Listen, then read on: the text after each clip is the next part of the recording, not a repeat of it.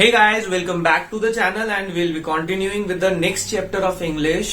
Hoping कि आपको last chapter अच्छा लगा होगा. प्लीज कमेंट बॉक्स में करके मुझे बताइए कि आपको कैसा लग रहा है. आज जो हम चैप्टर करेंगे, चैप्टर का नाम है lost spring, the stories of stolen childhood.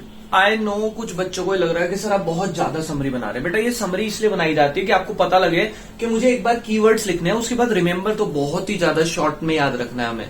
ठीक है, तो इसीलिए एक बार तो ऐसी समरी बना लीजिए जिससे कि आप जब एग्जाम में प्रिपेयर करें तो आपके दिमाग में पूरी स्टोरी हो. क्योंकि क्वेश्चन जो भी हो, अगर आपको लेंदी आंसर लिखना है, आपको कहीं ना कहीं पूरी स्टोरी का डिस्कशन उसमें करना पड़ता है. तो let's start the chapter. Chapter is lost spring. इसमें ये चैप्टर लिखा है अनीस जंग ने. उन्होंने क्या कहा कि कोई भी चाइल्ड वर्कर जो है वो मिजरी और पॉवर्टी की स्टेट में रहता है और उनका बहुत ज्यादा एक्सप्लॉयटेशन होता है. अनीस जंग ने इस बारे में डिस्कशन किया. जो चाइल्ड वर्कर होते हैं वो कभी भी अपनी लाइफ अच्छे से नहीं जी पाते, उनकी लाइफ हमेशा मिजरी और वांट में ही निकल जाती है. इस स्टोरी में अनीस जंग ने दो कैरेक्टर को एक्सप्लेन किया है. पहला है साहिब ऑफ सीमापुरी एंड दूसरा इज मुकेश ऑफ फिरोजाबाद. दोनों स्टोरी अलग अलग चलती है, इसलिए मैंने यहाँ पे बाइफर्केशन कर दिया. कोई कंफ्यूजन नहीं रखेंगे हम. साहिब जो है वो सीमापुरी में रहता है. इसकी स्टोरी पढ़ते हैं पहले. क्या लिखा है इसकी स्टोरी में? सिंपल सी बात लिखी है कि हर सुबह अनीस जंग जो है एक बच्चे के कम थ्रू होती थी, क्रॉस करती थी उसको. That was Sahib. वो क्या कर रहा होता था? वो गोल्ड ढूंढ रहा होता था गार्बेज डंप्स में. बेसिकली वो कौन था? एक रैग पिकर था जो कूड़ा छांटते हैं. वो कहां से आया था? वो ढाका से आया था, पर उसे अपने घर के बारे में कुछ भी याद नहीं था. वो कभी स्कूल नहीं गया क्योंकि उसके घर के आसपास कोई स्कूल नहीं था. पर उसका पूरा नाम था साहिबे आलम. साहिबे आलम का मतलब क्या होता है? Lord of universe. पर उसे इस नाम का मतलब कुछ भी नहीं पता था. वो नॉर्मली स्ट्रीट्स पे रोम हेयर एंड देयर वो घूमता था, कचरा ढूंढता था अपने फ्रेंड्स के साथ. उनको लोग बोलते थे आर्मी ऑफ बेयरफुट बॉयज, यानी कि नंगे पैर घूमने वाले लड़के, क्योंकि उनके पास यहां तक के पैसे नहीं थे कि वो अपने लिए कुछ अरेंज कर पाए.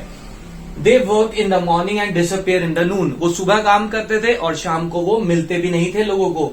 वो बहुत ज्यादा गरीबी की हालत में रहते थे. इतने गरीब थे कि वो अपने लिए शूज भी अफोर्ड नहीं कर पा रहे थे जो अदर बॉयज, यंग बॉयज पहना करते थे. But most of the rag picker can not afford. But ज्यादातर रैग पिकर इसे अफोर्ड नहीं कर पा रहे थे. वो रहते थे सीमापुरी, जो दिल्ली के बॉर्डर के आसपास है, पेरिफेरी में आती है दिल्ली के. पर वहां पे कोई साइन ऑफ डेवलपमेंट नहीं है. भले ही वो दिल्ली के किनारे पे है जहां पे बहुत डेवलपमेंट होती है, बट वहां कोई डेवलपमेंट नहीं थी. हाउस जो थे उनके वो मिट्टी के बने हुए थे. छतें उसकी टीन की थी. वहां पे कोई सीवेज ड्रेनेज जैसी फैसिलिटी भी नहीं थी, यानी कि जो पानी था वो सड़कों पे ही इकट्ठा हो जाता था. और वो लोग 10,000 से ज्यादा लोग हैं जो रैग पिकिंग का काम करते हैं और पिछले 30 सालों से वो यहीं रह रहे हैं. वो आए हैं बांग्लादेश से. फ्रॉम 1971 में वो आ गए थे. उनके पास कोई आइडेंटिटी नहीं है, कोई परमिट नहीं है, बट उनके पास क्या है? राशन कार्ड है. राशन कार्ड किसके लिए? जिससे कि वोट कर सके और अपने लिए फूड ग्रेन्स बाय कर सके. और उनके लिए obviously food is more important than identity. वो कह रहे हैं हमें पहचान की जरूरत नहीं है, हमें फूड चाहिए. और उनकी जो घर की वुमेन्स हैं, दे यूज टू वेयर टार्टर्ड साड़ीज. उनकी जो साड़ीज हैं वो टार्टर्ड हैं, खराब हो चुकी है, कहीं से फट चुकी हैं. They become the partner of survival. और जो बच्चे हैं वो भी अपनी फैमिली के साथ सर्वाइवल का ही पार्ट बन चुके हैं. और सीमापुरी में सर्वाइवल का मतलब रैग पिकिंग था. और उन्होंने ये स्टेटस में फाइन आर्ट एक्वायर कर ली थी. वो गार्बेज में गोल्ड ढूंढ लेते थे. अब उनके लिए गोल्ड का मतलब क्या है? उन्हें सिल्वर कॉइन मिल जाता था कभी कभी गार्बेज में, और उन्हें उम्मीद होती थी कि और गार्बेज में और कॉइन्स मिलेंगे. For children a garbage is wrapped in wonder. वो कहते हैं कुछ वंडर, कुछ ना कुछ अच्छा मिलेगा, वो इसी होप में ढूंढते रहते हैं. And for Elder it is a source of survival, क्योंकि उनके पास और कोई जॉब नहीं थी. एक सुबह नरेटर यानी कि अनीस जंग ने साहिब को एक क्लब की फेंस गेट पे खड़े हुए देखा. उन्होंने देखा वहां पे दो यंग मैन पूरी तरह से व्हाइट ड्रेस में टेनिस खेल रहे हैं. साहिब के पास भी टेनिस शूज थे, बट वो किसी बॉय के डिस्कार्डेड शूज थे, किसी रिच बॉय के फेंके हुए जूते, जो कि होल होने की वजह से उसने डिस्कार्ड कर दिए थे। अब क्या हुआ, साहिब ने काम करना शुरू किया और उसने एक टी स्टॉल पे काम किया और उसे वहां क्या मिलता है, 800 एंड ऑल द मील्स, उसे 800 रुपए मिलते हैं, प्लस उसको तीनों टाइम का खाना मिल जाता है। He lost care free look, जो वो पहले केयर फ्री काम करता था गार्बेज का, अब वो केयर फ्री नहीं है, क्योंकि अब वो अपना मास्टर नहीं रहा। देखो ये इंपॉर्टेंट क्वेश्चन है, वहां पे क्या कहते हैं, he carries a steel canister, और स्टील कैनिस्टर यानी कि स्टील का वो जो चाय वाला कैनिस्टर होता है वो लेके घूम रहा है, वो उसे हैवी लग रहा है then the plastic bag he used to carry for garbage. क्यों, क्योंकि आगे साफ साफ लिखा है bag was his own and canister belongs to the shop owner, so he lost his, he is not the master of his own now, अपना मालिक नहीं रहा वो। तो यहां पे हमारी खत्म होती है साहिब की स्टोरी। तो साहिब की स्टोरी तो बड़ी सिंपल सी, अगर दिमाग में फीड करें, अनीस जंग एक लड़के के गोथ्रू होती थी रोज सुबह, जिसका नाम था साहिब। वो ढाका से आया था, वो सीमापुरी में रहता था, उसके पास क्या कहते हैं, कोई उसको ये याद नहीं था कि उसका घर कहाँ है, कैसा है, ना वो स्कूल गया आज तक, क्योंकि उसके नेबरहुड में कोई स्कूल नहीं था। उसका पूरा नाम साहिब आलम था, जिसका मतलब था लॉर्ड ऑफ यूनिवर्स। वो अपने फ्रेंड्स के साथ सड़कों पे घूमता था और रैग पिकिंग करता था। उसको उन लोगों को दुनिया बोलती थी आर्मी ऑफ बेयरफुट बॉयज। वो सुबह काम करते थे, शाम को गायब हो जाते थे, वो पॉवर्टी में रह रहे थे, उनके पास शूज नहीं थे जो normal other young boys use to wear. Delhi, ये जो है सीमापुरी में जो वो रहते हैं, वो दिल्ली के पेरिफेरी में है, जहां पे डेवलपमेंट का कोई भी साइन नहीं है। उनके घर मिट्टी से बने हैं, छतें टीन से बनी हैं, जहां पे सीवेज का कोई काम नहीं है। वहां पे 10,000 से ज्यादा लोग रहते हैं जो 1971 में बांग्लादेश से आए थे। उनके पास कोई वोटर आईडी कार्ड, कोई कार्ड नहीं है, बट उनके पास सिर्फ राशन कार्ड है, जिससे उन्हें वोट का हक मिल जाता है और साथ साथ उन्हें फूड ग्रेन मिल जाते हैं। उनके लिए आइडेंटिटी इंपॉर्टेंट नहीं है, but food is important for them. उनके यहाँ पे जो वुमेन है वो टार्टर्ड साड़ीज पहनती हैं और सब सर्वाइवल का पार्ट बन चुके हैं, क्योंकि सीमापुरी में सर्वाइवल का मतलब रैग पिकिंग है।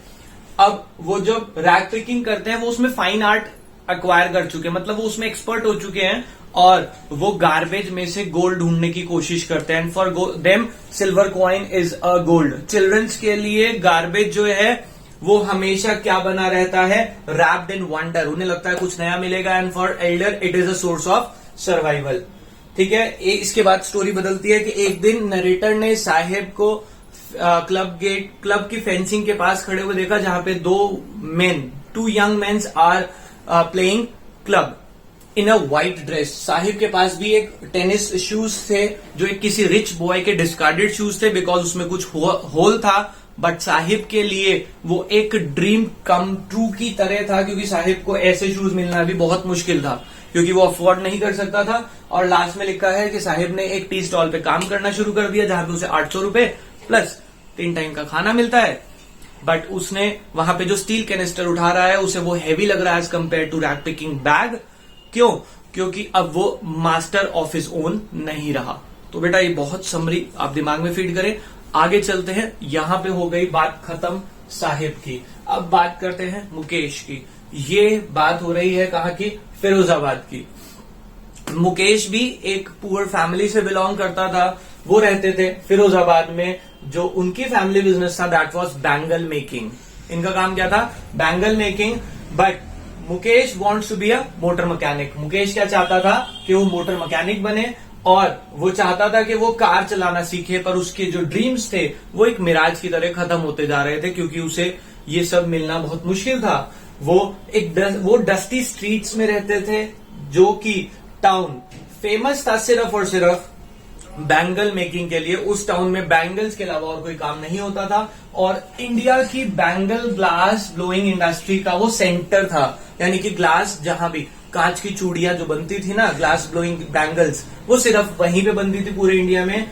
और उन्होंने पूरी जनरेशन स्पेंड कर दी थी बैंगल मेकिंग में। तो आगे देखते हैं क्या लिखा है। यहां तक समझ आ गया होगा कि वो एक बैंगल मेकिंग फैमिली से बिलोंग करता था, वो मोटर मैकेनिक बनना चाहता था, वो चाहता था कि वो कार चलाना सीखे, बट वो एक डस्टी स्ट्रीट में रहते थे, वहां पे बहुत पॉवर्टी थी। उनका जो टाउन था वो सिर्फ बैंगल मेकिंग के लिए फेमस था और इंडिया की ब्लोइंग इंडस्ट्री का एक पार्ट था। ठीक है, उन्होंने अपनी जनरेशन निकाल दी पूरी की पूरी बैंगल मेकिंग में। मुकेश की फैमिली भी उन्हीं में से एक है। About 20,000 children illegally work in a glass furnace with a high temperature। मैंने पूरी लाइन कॉपी पेस्ट करी है यहां से यहां तक। क्यों? क्योंकि ये अच्छा क्वेश्चन बन जाता है। कह रहे लगभग 20,000 लोग एक ग्लास फर्नेस में काम करते हैं जहां पे बहुत ज्यादा टेम्परेचर है और वो इलीगली वर्क कर रहे हैं क्योंकि वो बिलो 18 ईयर्स के होंगे, सारे के सारे बच्चे हैं ना, तो वो अलाउड नहीं था। इलीगली कहां पे काम करते? ग्लास फर्नेस, जहां पे ग्लास बनता है। आपने शायद कभी देखा होगा कि वो हाई टेम्परेचर पे बनता है, उसे मेल्ट किया जाता है आग में और फिर उससे बनाया जाता है। तो हाई टेम्परेचर ग्लास फर्नेस में वो काम करते थे और जब वो जहां वो रहते थे वहां पे जो लेन्स थी यानी कि सड़कें थी, गलियां थी, वो बहुत ज्यादा बदबूदार थी, स्टिंकिंग लेन्स थी जिसमें गार्बेज चॉक्ड यानी फंसा हुआ था। उनके जो घर थे वो झोपड़ पट्टी थे, यानी कि हॉब्स लिखा है यहाँ पे, याद रखना, होम्स आर हॉब्स। और उनकी जो दीवारें थी वो टूट टूट के गिरनी शुरू हो चुकी थी। उनके घरों में कोई विंडो नहीं थी और घर जो थे ओवर क्राउडेड थे with humans and animals. Sorry, यहाँ पे फैमिली लिख दिया, विद ह्यूमंस एंड एनिमल्स, क्योंकि उनको एनिमल का भी बिजनेस करते थे। तो उनके यहाँ पे जानवर और इंसान दोनों साथ रहते थे, घर छोटे थे। Elder of the family is a bangle maker. जो फैमिली का सबसे बड़ा बंदा होता था वो भी बैंगल मेकिंग में लगा हुआ है, बट वो आज तक अपने घर को रिनोवेट नहीं करा पाया, ना ही उसने अपने बच्चों को आज तक स्कूल भेजा है। उनकी फैमिली में किसी को कुछ भी नहीं आता था except bangle making. They knows nothing except bangle making. Mukesh की ग्रैंडमदर ने तो इवन अपने हस्बैंड को अपनी आंखों की रोशनी खोते हुए देखा है अपने सामने, because of dust from polishing bangles. कि वो जो बैंगल्स को पॉलिश कर रहे थे उससे डस्ट आई, उनकी आईज में गई, उनकी आईज डैमेज हो गई थी। बट वो कहते हैं कि हम इसको गिव अप नहीं कर सकते because it is a god given lineage. ऊपर वाले का आशीर्वाद है जो हमें ये आर्ट आती है, तो कह रहे हम इसको गिव अप नहीं करेंगे। They born in the caste of bangle maker. कह रहे हम बैंगल मेकर की कास्ट में पैदा हुए हैं, हमें ये काम करना ही है। हर स्ट्रीट जो है फिरोजाबाद की आप देख सकते हैं, डिफरेंट कलर्स ऑफ बैंगल्स आपको पाइड मिलेंगी, इधर उधर इकट्ठी जुड़ी भी मिलेंगी। बैंगल जो वो मानते हैं bangle is symbol of suhag who wears in the marriage. जो मैरिज में औरतें पहनती हैं उस सुहाग की निशानी होती है बैंगल्स, तो इसीलिए वो बैंगल मेकिंग में लगे हुए हैं। कह रहे हैं जब से आज तक फिरोजाबाद में कुछ भी चेंज नहीं हुआ, बट लोगों के जो ड्रीम्स थे वो अब ड्रीम्स नहीं रहे। वो अपने आप को एक कोऑपरेटिव ऑर्गेनाइजेशन की तरह बना ही नहीं पाए। कोऑपरेटिव ऑर्गेनाइजेशन आप सब जानते हैं कि वो एक दूसरे के साथ मिल के बिजनेस नहीं कर पाए आज तक। इसीलिए जो मिडिलमैन है उन्हें एक्सप्लॉइट करता है और उनको और गरीब बना देता है। अब ये मिडिलमैन कौन होते हैं? उनके मनी लेंडर्स जिनसे पैसा लिया है, मिडिलमैन एंड पुलिस जो उन्हें लूटते रहते हैं डिफरेंट तरीके से कि तुमने ऐसा कर दिया, तुमने वैसा कर दिया, तो उस तरह से परेशान करते हैं। बट जो मुकेश है वो फुल ऑफ होप है, वो आज भी उम्मीद रखता है क्योंकि वो दूसरों से अलग है। He wants to be a motor mechanic. Narrator ने उससे पूछा क्या आप प्लेन फ्लाई करना चाहते हैं? तो उसने आराम से बोला नहीं, मुझे सिर्फ और सिर्फ कार ही चलानी है जो मेरे फिरोजाबाद के आसपास की रोड में मूव करती है। बट नरेटर ने क्यों पूछा था? क्योंकि फिरोजाबाद के ऊपर से कई बार प्लेन निकलते थे, तो उन्होंने पूछा क्या आप प्लेन उड़ाना चाहते हैं? तो उसने कहा no, I want to run a car, मुझे कार चलानी है, that is my dream only. Hoping ये समझ आया होगा बेटा। एक बार इसको अगर आप समराइज करेंगे तो ये भी इसकी तरह आपके होल्ड में आ जाएगा। सिंपल सी बात है, वो जो मुकेश था बैंगल मेकिंग फैमिली से बिलोंग करता था, मोटर मैकेनिक बनना चाहता था, कार चलाना चाहता था, पर उसका जो ड्रीम था वो अब उसको रियल लाइफ में होता हुआ दिख नहीं रहा था। उनके घर जो थे वो डस्टी स्ट्रीट्स थी, उनके घर में सिर्फ एक ही काम आता था सबको, बैंगल मेकिंग। और उनका जो एरिया था वो इंडिया की ब्लोइंग बैंगल मेकिंग इंडस्ट्री का सेंटर बन चुका था। उन्होंने अपनी जनरेशन बिता दी थी बैंगल्स बनाने में।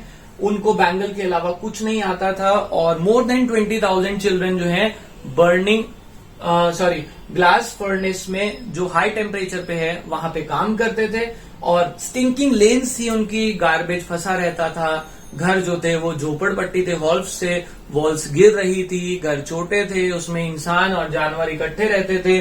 फैमिली का जो एल्डर बंदा था वो भी बैंगल मेकिंग में था, जो आज तक अपने घरों को रिनोवेट नहीं कर पाया, साथ साथ अपने बच्चों को ना ही स्कूल भेज पाया। उनकी तो ग्रैंड मदर ने इवन अपने हस्बैंड की आईज को जाते हुए देखा है because of dust from polishing bangles. उनकी आईज में चली गई थी और आईज डैमेज हो गई थी, पर उन्होंने फिर भी गिव अप नहीं करा क्योंकि वो मानते थे it is a god given lineage to them और वो बैंगल मेकर्स की फैमिली में पैदा हुए हैं तो उन्हें ये काम करना ही पड़ेगा। और ये मानते थे कि हमारे यहाँ पे जो स्ट्रीट्स है फिरोजाबाद में सब जगह बैंगल्स ही बन रही होती थी, डिफरेंट कलर की बैंगल्स, और वो मानते थे बैंगल्स जो है वो सुहाग का सिंबल है जो मैरिज में पहनी जाती हैं। और हमने देखा कि आज तक फिरोजाबाद में कुछ भी चेंज नहीं हुआ, लोगों के ड्रीम्स धीरे धीरे खत्म होने शुरू हो गए उनको, बल्कि आज तक वो खुद को कोऑपरेट नहीं कर पाए। इसी वजह से मिडलमैन और पुलिसमैन इनको एक्सप्लॉइट करते हैं, इनको लूटते हैं। बट मुकेश जो है वो फुल ऑफ होप है कि मुझे मोटर मैकेनिक बनना है। उससे नरेटर ने पूछा क्या आप प्लेन उड़ाना चाहते हैं, तो उसने कहा no, I want to run a car जो मेरे फिरोजाबाद के लेन्स में मूव करती है। तो इस चैप्टर में इतना ही, बाकी करेंगे नेक्स्ट क्लास में। अभी के लिए बाय बाय।